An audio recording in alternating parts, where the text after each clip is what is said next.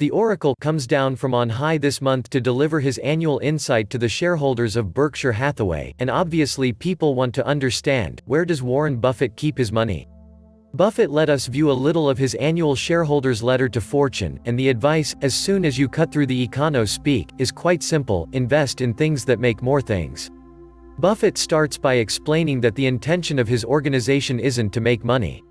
It's to make more money than you may have to pay out in taxes and inflation so that you can purchase more things later than you may with the same money right now.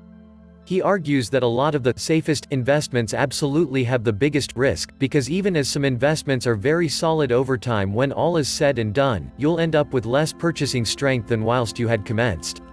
He then goes on to break down investments into three wide categories. Currency-based assets: these are bonds, treasury bills, money market funds, mortgages, savings. These are often held up as the most secure of investment techniques, due to the fact they do not oscillate wildly the way stock markets can. And their returns, 5.7% annually in the US Treasury payments, look admirable.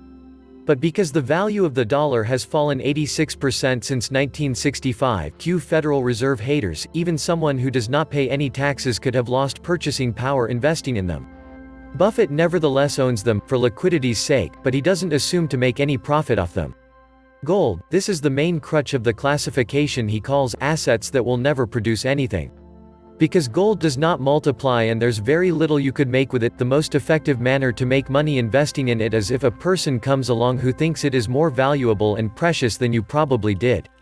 These days that is not so hard, however maximum gold shopping is carried out of fear that different assets are going to fail you. That's barely a legitimate foundation for your money. Buffett imagines a massive cube produced from all the gold in the world. It'd be 68 square feet and could fit into a baseball diamond. It would additionally be worth $9.6 trillion. Now think what else you could buy with $9.6 trillion, all the cropland within all of the United States, plus 16 Exxon Mobils.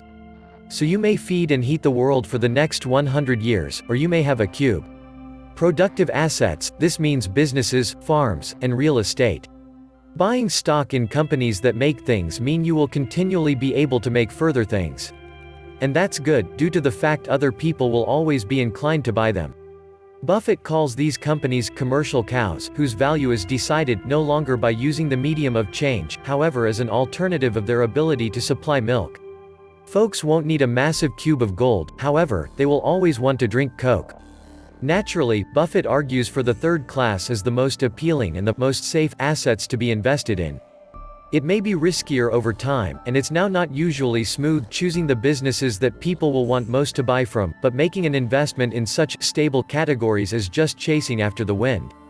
Once you break it down, Buffett's advice might be common sense to a lot of people, however common sense by no means had a lot to do with investing.